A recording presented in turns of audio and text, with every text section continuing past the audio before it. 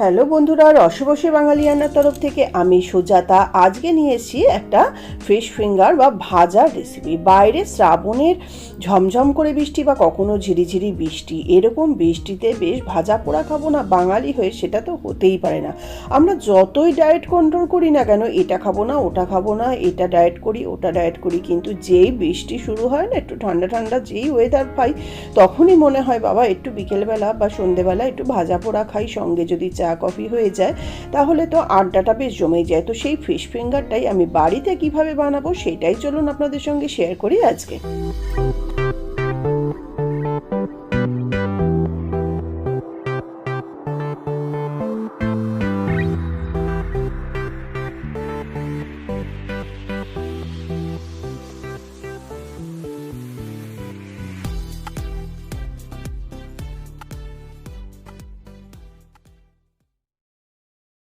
নমস্কার বন্ধুরা, আমি সুজাতা, রসবসে বাঙালিয়ানাতে আপনাদের সবাইকে সুস্বাগত। আমার আজকের রেসিপি বাড়িতে তৈরি মচমচে বা ক্রিস্পি ফিশ ফিঙ্গার।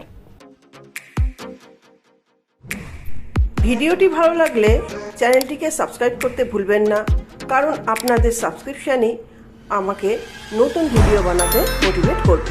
তাই বলি কি বন্ধুরা, যারা এখনো পর্যন্ত আমার ভিডিও দেখছো অথচ সাবস্ক্রাইব বাটনটা টেপোনি বা বেল বাটন টিপছো না, তাদেরকে বলছি ঝটপট আমার চ্যানেলটা সাবস্ক্রাইব করে দাও ভালো ভালো রান্না পেতে।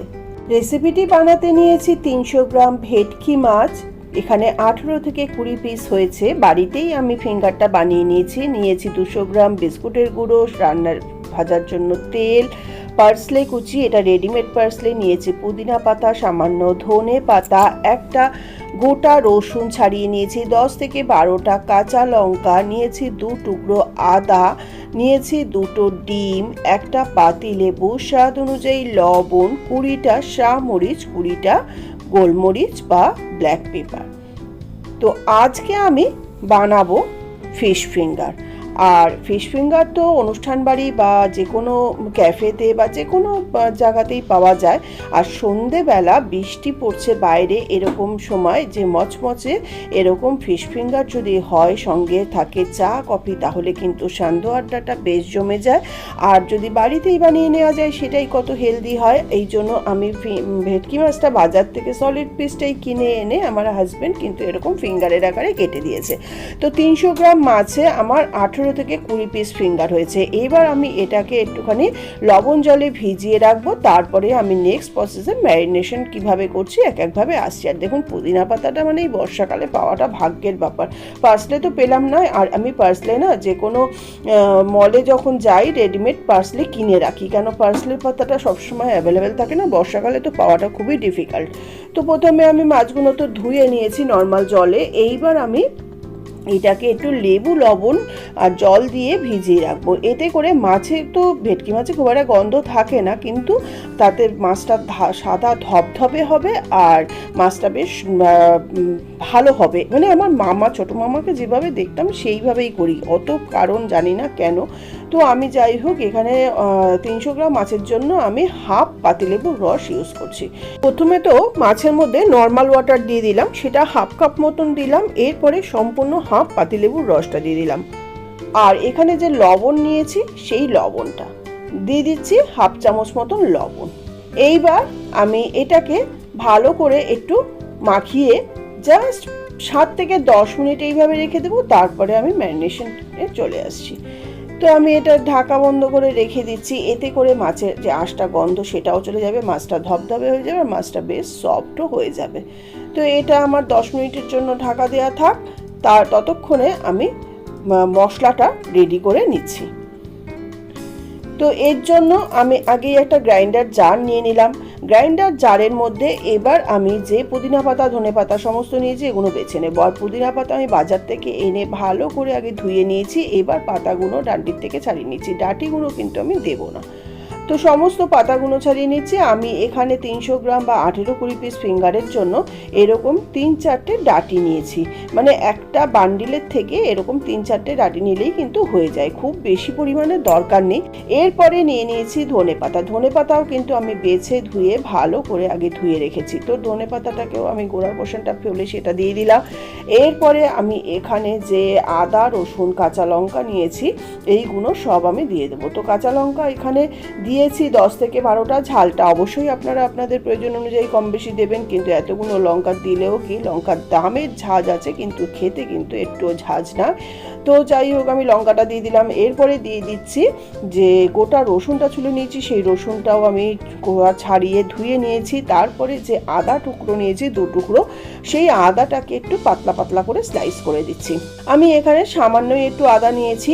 আর দিয়ে দেব একটা ছোট্ট সাইজের পেঁয়াজ। এখানে কিন্তু খুব বেশি পেঁয়াজের দরকার নেই, রসুনটা বেশি করে দিলেই হলো। তো পেঁয়াজটা আমি অল্প ছোট্ট একটা পেঁয়াজ, এখানে পেঁয়াজের সাদা পোর্শনটা ফেলে নিচ্ছি, খোসা ছাড়িয়ে ধুয়ে নিয়ে। এরপরে আমি এই পেঁয়াজটাকেও এরকম স্লাইস করে এই গ্রাইন্ডার জারের মধ্যে দিয়ে দিচ্ছি। এরপরে প্লেটের মধ্যে যে শাহমরিচটা নিয়েছি সেই শাহমরিচ দিয়ে দেবো। শাহমরিচটা দেওয়ার সময় সবসময় বলি অপশনাল, চাইলে দেবেন, না হলে স্কিপ করতে পারেন, তবে গোলমরিচটা কিন্তু অবশ্যই দেবেন। তো দিয়ে দিচ্ছি আমি শাহমরিচ আর গোলমরিচ। আপনারা গোলমরিচ গুঁড়োও দিতে পারেন, তবে আমি ফ্রেশ গোলমরিচ এরকম ইউজ করতে বেশি পছন্দ করি। তো যাই হোক সমস্ত কিছু দেওয়া হয়ে গেল। এরপরে যে হাফ পাতিলেবু রয়েছে সেই হাফ পাতিলেবুর রসটা দিয়ে এটা একটা স্মুথ পেস্ট বানিয়ে নেব।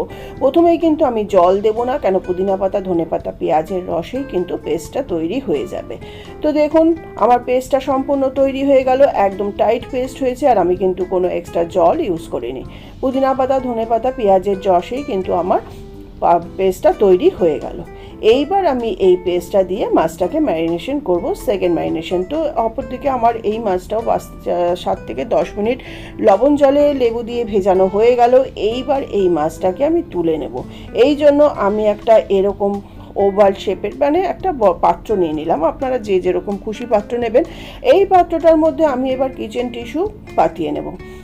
ভালো করে কিচেন টিস্যু পাতিয়ে নিচ্ছি। তারপরে আমি এর ভেতরে মাছের জলটা ভালো করে চিপে চিপে এই টিস্যুর উপরে দিয়ে দেবো। জলটা তো হাত দিয়ে চিপে নিচ্ছি, আর এই টিস্যুর উপরে রাখলে আরও যে এক্সট্রা জলটা আছে সেটা অ্যাবজর্ব করে যাবে। তো এইভাবে আমি সমস্ত কটা ফিঙ্গারকে এই পেপারের মধ্যে পাতিয়ে নেব প্রথমে। আর দেখুন এইভাবে হালকা হাতে চিপতে হবে, কেন ভেটকি মাছ কিন্তু ভীষণ সফট। তো আর এইভাবে ছাড়িয়ে ছাড়িয়ে দিচ্ছি, তাতে প্রত্যেকটা মাছের গায়ে যদি এক্সট্রা জল থাকে সেটা সম্পূর্ণ এই পেপারটা অ্যাবজর্ব করে নেবে। দেখুন সম্পূর্ণ মাছগুলো আমার চিপে নেওয়া হয়ে গেল, জলটা ফেলে দিলাম।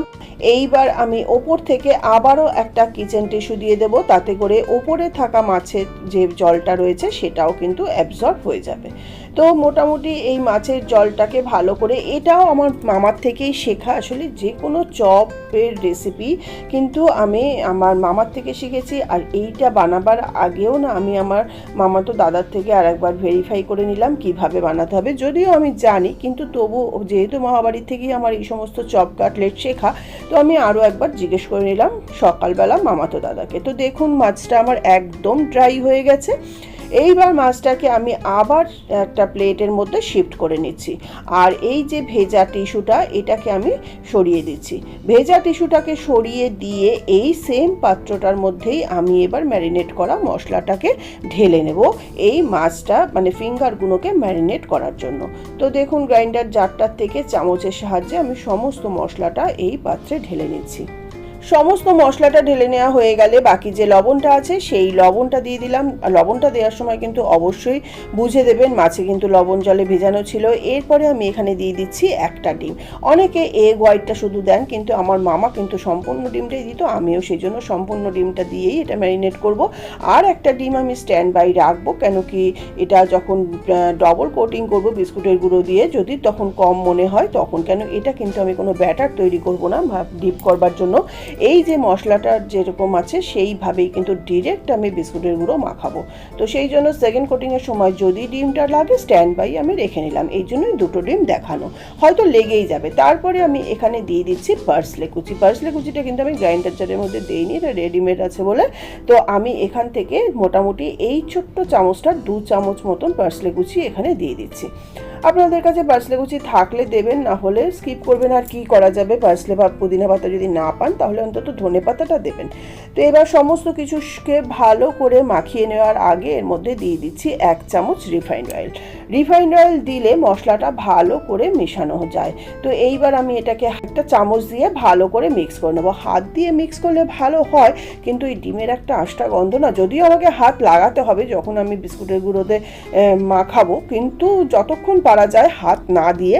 তো চামচ দিয়ে এর জন্য মাখিয়ে নিচ্ছি। আপনারা চাইলে হাত দিয়ে মাখাতে পারেন, কারণ হাতের যে টেস্ট সেটা একটা ব্যাপারটাই আলাদা। তো এইভাবে আমি চামচ দিয়ে ভালো করে ডিমের সঙ্গে আর পেস্ট করা মশলাটাকে ভালো করে মাখিয়ে নিলাম। সম্পূর্ণ মশলাটা মাখানো হয়ে গেলে এইবার আমি এর মধ্যে দিয়ে দেব আগে থেকে লবণ জল থেকে চুবিয়ে ভালো করে ড্রাই করে নেওয়া ফিঙ্গারগুলো, ভেটকির ফিঙ্গারগুলো। ভেটকির ফিঙ্গারগুলো দিয়ে মশলার সঙ্গে ভালো করে চামচের সাহায্যেই আমি মাখিয়ে নিচ্ছি, যাতে সমস্ত ফিঙ্গারের মধ্যে মশলাটা ভালো করে এসে যায়। সমস্ত ফিঙ্গারের মধ্যে মশলাটা ভালো করে মাখিয়ে নিয়ে এইবার আমি এই ফিঙ্গারগুলোকে আমি এটাকে মোটামুটি হাফ অ্যান আওয়ার থেকে 1 ঘন্টা আমি নর্মাল ফ্রিজে রেখে দেবো। তারপরে কিন্তু আমি বিস্কুটের গুঁড়ো মাখাবো। তো আপনারা কিন্তু এমনি ওয়েদার ঠান্ডা থাকলে নর্মাল নিচেও রেখে দিতে পারেন, কিন্তু আমি এটা ফ্রিজেই 1 ঘন্টা রাখবো। 1 ঘন্টা যতটা বেশি রাখা যায়, আপনারা 1 ঘন্টার বেশিও রাখতে পারেন, 2 ঘন্টা 3 ঘন্টা, যত বেশি রাখা যায় ততই ভালো। তো আমি যত মানে ঝটপট করতে গেলে মিনিমাম 1 ঘন্টা কিন্তু এটা রাখতেই হবে। তো আমি 1 ঘন্টা এটাকে ভালো করে মানে নর্মাল ফ্রিজে রেখে দিচ্ছি। 1 ঘন্টা বাদে আবার বিস্কুটের গুঁড়ো মাখাবো, তখন আমি ফেরত আসছি। দেখুন 1 ঘন্টা হয়ে গেছে, আমি এইটাকে মাছটাকে নামিয়ে নিয়েছি ম্যারিনেট করা মাছটাকে। এইবার আমি এটাকে বিস্কুটের গুঁড়োতে কোট করে নেব। তো আমি বিস্কুটের গুঁড়ো যে নিয়েছি 200 গ্রাম, আর আমি বর্ষাকালে না খুব বেশি বিস্কুটের গুঁড়ো নেই না, কেন কি বিস্কুটের গুঁড়ো বেশি থাকলে সেটা গন্ধ হয়ে যায় বা নষ্ট হয়ে যায়, আর দলাও পাকিয়ে যায়। আর তাছাড়া আমি এই ডিমের গোলায় চুবানোর পরে বিস্কুটের গুঁড়ো কিন্তু আমি থাকলেও ফেলে দিই, সেটা ইউজ করি না। আর যেহেতু আমি অল্প একটু কয়েকটা ফিঙ্গার বানাবো, সেই জন্য আমি একটা ছোট বাসনে নিয়ে নিলাম। আপনাদের বেশি ফিঙ্গারের পরিমাণ যদি বেশি হয় তাহলে আপনারা কিন্তু বড় ট্রে নেবেন বা বড় থালা নেবেন। তো বিস্কুটের গুঁড়োটা দেখুন এইভাবে আমি একটু ছড়িয়ে নিলাম। এইবার আমি ম্যারিনেট করা যে মাছটা আছে সেটাকে আমি আরেকবার হাতের সাহায্যে একটু মাখিয়ে নেব, কেন হাতে না মাখালে না মনে যেন শান্তিও পাওয়া যায় না। তো আমি দেখুন এই মাছটাকে একবার হাত দিয়ে একটুখানি মাখিয়ে সমান করে নিচ্ছি। প্লেটটাকে আমি নিয়ে নিলাম মাছগুলোকে ম্যারিনেট বিস্কুটের গুঁড়োতে মাখিয়ে রাখার জন্য তুলে। তো দেখুন মাছটাকে আমি আরেকবার হাত দিয়ে ভালো করে মশলার সঙ্গে মাখিয়ে নিচ্ছি।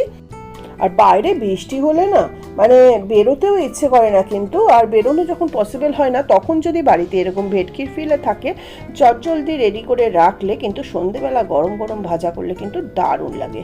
তো দেখুন মানে ভীষণই সিম্পল আর ঝটপট হয়ে যায়। তো আমি এইবার এই বিস্কুটের গুঁড়োতে মাছের ফিঙ্গারগুলো দিয়ে অল্প অল্প মশলা দিয়ে এইভাবে আমি তৈরি করে নিচ্ছি। আর যদি আপনাদের হেল্পিং হ্যান্ড থাকে তাহলে আপনারা এক হাতেই করতে পারবেন, আর হেল্পিং হ্যান্ড না থাকলে আমার মতো এরকম 2টো হাত ইউজ করবেন, না হলে কিন্তু ওই বিস্কুটের গুঁড়োটা দলা পাকিয়ে যাবে, তাতে করে বিস্কুটের গুঁড়ো অনেক নষ্টও হবে, আর তখন এটা ভালো হবে না। তো এই জন্য হেল্পিং হ্যান্ড নেবেন, না হলে এরকম 2 হাতে করবেন। তো আমি এইভাবে যেভাবে করছি সেইভাবে আমি আরও একটা দেখিয়ে দিলাম। এইটা সিঙ্গেল কোট হচ্ছে, আপনারা সিঙ্গেল কোট করেও কিন্তু ভাজতে পারেন, তাতেও কিন্তু মন্দ হয় না। আর যদি দেখার সৌন্দর্য বা বাড়িতে গেস্ট আসে তাহলে কিন্তু আমি বলবো যে ডবল কোট করে ভাজাটা বেটার হবে, তাহলে দেখতেও সুন্দর লাগে, সাইজেও একটু বড় হয়, আর চট করে ভাজার সময় খুলেও যায় না। তো এর জন্য আমি ডবল কোট করাটাই পছন্দ করি। তো আমি প্রথমে আগে সিঙ্গেল কোটটা এইভাবে করে নিচ্ছি, তারপরে আমি আবার ফেরত এসে ডবল কোটটা দেখাবো। এই একইভাবে আমি সমস্ত ফিঙ্গারগুলোকে দেখুন করে নিয়েছি। ফার্স্ট কোটটা হয়ে গেছে। ফার্স্ট কোটটা এরকম দেখতে হয়। এরপরে আমি এইবার সেকেন্ড কোটটা করালে আপনারা ডিফারেন্সটা বুঝতে পারবেন। তো আমি আবার সেকেন্ড কোটটা করব, আর যেহেতু মশলাটা একদম শেষ হয়ে গেছে আর এই বিস্কুটের গুঁড়োতেই আমার হয়ে যাবে, তো আমি এইটা মশলাটা মশলাটার মধ্যেই আমি আরেকটা ডিম যে স্ট্যান্ড বাই রেখেছিলাম সেই ডিমটাকে ফাটিয়ে নেব, তাতে করে বিস্কুটের গুঁড়োটা ডিপ করে এটাতে মাখাতে ভালো সুবিধা হবে, কারণ না হলে ড্রাই হয়ে যাবে, বিস্কুটের গুঁড়ো মাখানো না মাখানো সমান। আর আমি কিন্তু এখানে লবণ মশলা কিচ্ছু দেবো না, প্লেটের ভিতরে যে ম্যারিনেট করা মশলা লবণ সব আছে তাতেই কিন্তু আমার এই ডিমটা গোলা হয়ে যাবে। তো এই ডিমটাকে দিয়ে ভালো করে ফেটিয়ে সমান করে মশলার সাথে মিশিয়ে নিচ্ছি। এরপরে আমি সেকেন্ড বার কোট করব। তো দেখুন বিস্কুটের গুঁড়োয় কিছু কিছু দলা দলা হয়েছে, সেইগুলোকে আমি হাতের সাহায্যে এইভাবে ফেলে দিলাম। মানে যতটা বিস্কুটের গুঁড়ো প্লেন থাকবে তত এটা দেখতে সুন্দর লাগবে। তো দেখুন আবার সেকেন্ড কোটটা আমি করে নিচ্ছি, আর সেকেন্ড কোটটা করলেই আপনারা ডিফারেন্সটা বুঝতে পারবেন। সেকেন্ড কোটটা করে আমি একটু হাতের সাহায্যে এটাকে ফিঙ্গারের আকারে রোল করে দিচ্ছি। আপনারা এমনিও রাখতে পারেন, আর এইভাবে আমার মতন রোল করেও দিতে পারেন। তো রোল করে দিলে দোকানের মতন লাগবে, আর এমনি করলেও কিন্তু খাওয়াটা নিয়ে কথা। ভেটকি মাছ সেরকমভাবে মানে রসুন আদা লঙ্কা কাঁচা লঙ্কা দিয়ে ম্যারিনেট করে খেলেও কিন্তু মানে দারুণ লাগে।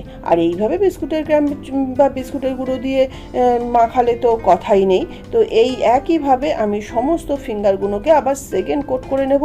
সমস্ত ফিঙ্গারগুলোকে সেকেন্ড কোট করে আমি আবার 30 থেকে 40 মিনিটের জন্য এই ফিশ ফিঙ্গারগুলোকে আমি ফ্রিজের মধ্যে নর্মাল ফ্রিজে একটু সেট হতে দেবো।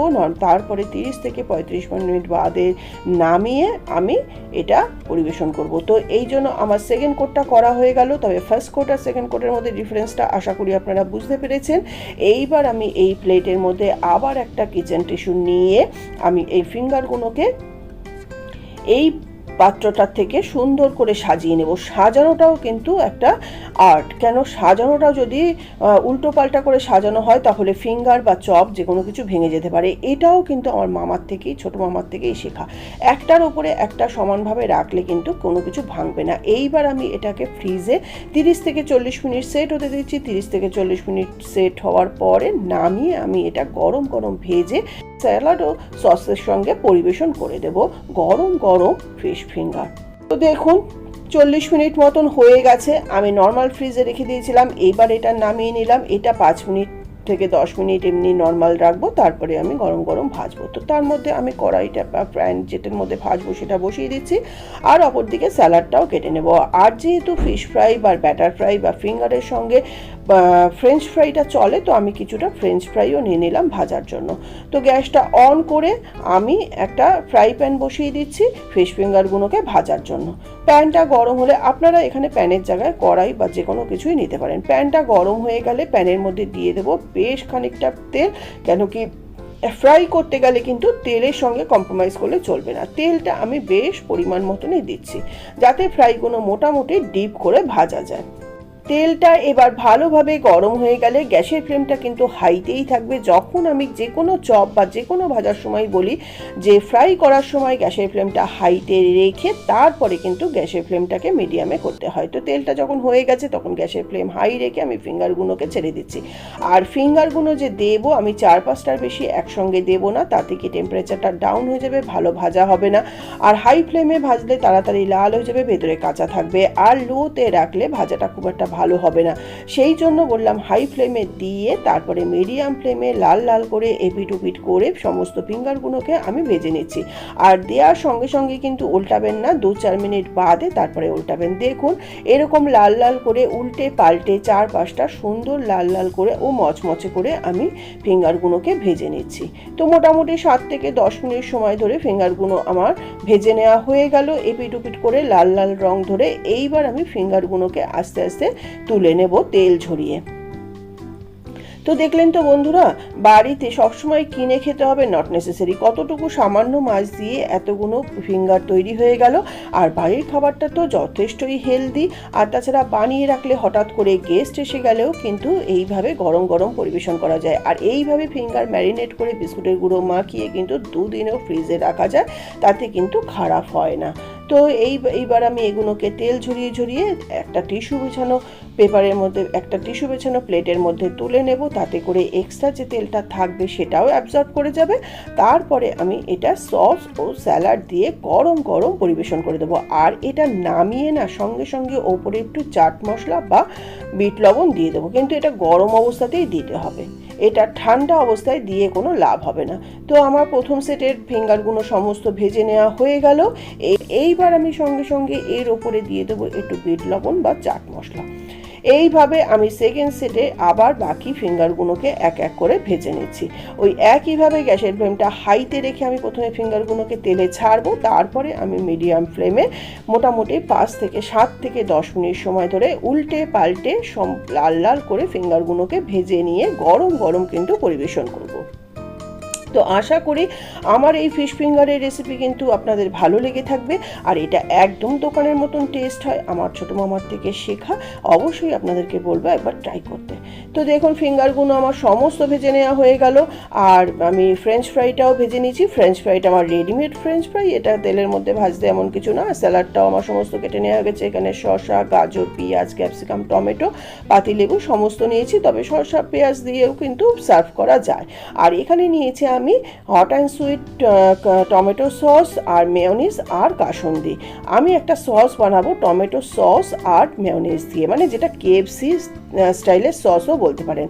তো প্রথমে আমি মেয়োনিজ নিয়ে নেব, এটা ভেজ মেয়োনিজ। এইটা কিন্তু সম্পূর্ণ অপশনাল, আপনারা চাইলে বানাবেন, না হলে কিন্তু শুধু টমেটো সস বা কাসুন্দি দিয়েও কিন্তু পরিবেশন করা যায়, মানে মাস্টার সস। তো প্রথমে আমি প্লেটটা নিয়ে নিলাম, আর ওই ছোট বাটিটার ভিতরেই আমি এই মেয়োনিজ দিয়ে টমেটো সসটা দিয়ে এই সসটা বানাবো KFC স্টাইলে। তো টমেটো সসটা প্রথমে দিয়ে দিলাম, এটা hot and sweet tomato sauce আছে, এতে টেস্টটা ভালো হয়, তবে আপনারা টমেটো কেচাপ ইউজ করতে পারেন। তারপরে আমি যে ভেজ মেয়োনিজটা নিয়েছি সেইখান থেকে 1 চামচ এরকম মেয়োনিজ দিয়ে দিলাম। এবার টমেটো সসের সঙ্গে এই মেয়োনিজটাকে ভালো করে মিশিয়ে নিলেই তৈরি হয়ে যাবে KFC স্টাইলের সসটা। এটা খেতে কিন্তু দারুণ লাগে, আমার ছেলের তো খুবই পছন্দ, আমারও কিন্তু দারুণ লাগে। মানে ফ্রেঞ্চ ফ্রাই বলুন, ফিশ ফ্রাই বলুন, ফিঙ্গার বলুন, যে কোনো কিছুর সঙ্গে কিন্তু দারুণ লাগে এই সসটা। তো এই সসটা আমার রেডি হয়ে গেল। এরপরে যে কোনো ফিশ ফ্রাই বা ফিশ রেসিপি, মানে ভেটকির ফিলেট বলুন বা ব্যাটার ফ্রাই বলুন, এতে না কাসুন্দি বা মাস্টার্ড সস না হলে কিন্তু ঠিক জমে না। তো এই জন্য আমি প্লেটের মধ্যে দিয়ে দিলাম মাস্টার্ড সস। এরপরে আমি দিয়ে দিচ্ছি যে পাতিলেবুটা নিয়েছি, এই পাতিলেবুটা। তারপরে আমি যে স্যালাডটা কেটেছি সেই সমস্ত স্যালাড অল্প অল্প করে, আপনারা মিক্স করেও কিন্তু দিতে পারেন, কিন্তু আমি এখানে অল্প অল্প করেই দিয়ে দিচ্ছি। আপনারা আপনাদের পছন্দ অনুযায়ী মিক্স করে নিতে পারেন, বা মিক্স করেও কিন্তু প্লেটে সাজিয়ে দিতে পারেন, মানে যেভাবে দোকানে দেয়। তো এইভাবে আমি সমস্ত সস স্যালাডগুলোকে এক এক করে পরিবেশন করে দিলাম। এরপরে আমি দিয়ে দেব ওপর থেকে সামান্য একটু চাট মশলা, আর তারপরে আমি সাজিয়ে দেব গরম গরম ফিশ ফিঙ্গারগুলো। এখানে চাট মশলার জায়গায় আপনারা কিন্তু বিট লবণও ইউজ করতে পারেন। এরপরে এসে গেল সেই গরম গরম বাড়িতে তৈরি মচমচে বা ক্রিসপি ফিশ ফিঙ্গার। তো এইবার পরিবেশন করে খাবার পালা আর কি। তারপরে সঙ্গে যদি থাকে চা বা কফি তাহলে তো কথাই নেই, সান্ধ্য আড্ডাটা কিন্তু একদম জমে যাবে। আর প্লেটটা একটু হোটেল রেস্টুরেন্ট স্টাইলের হতে গেলে যে ফ্রেঞ্চ ফ্রাইটা দিয়ে সাজিয়ে নিতে হবে, সেই জন্য দিয়ে দিচ্ছি ফ্রেঞ্চ ফ্রাই। ফ্রেঞ্চ ফ্রাইটা ভেজেও কিন্তু একটু চাট মশলা ওপরে ছড়িয়ে দিয়েছিলাম। তো দেখলেন তো বন্ধুরা, কত সুন্দর প্লেটটা সাজানো হয়ে গেল ফিশ ফিঙ্গারের। যদি আমার প্লেটটা ভালো লাগে অবশ্যই লাইক, শেয়ার, কমেন্ট করতে কিন্তু ভুলবেন না। রেসিপিটি আপনাদের ভালো লাগলে ভিডিওটি লাইক করবেন, বন্ধুদের সঙ্গে শেয়ার করবেন ও চ্যানেলটিকে সাবস্ক্রাইব করে বেল আইকনটি প্রেস করে দেবেন, যাতে আপনারা নিয়মিত আমার চ্যানেলে আপডেট পাবেন। আপনাদের কোনো বক্তব্য থাকলে কমেন্ট বক্সে জানান। নমস্কার।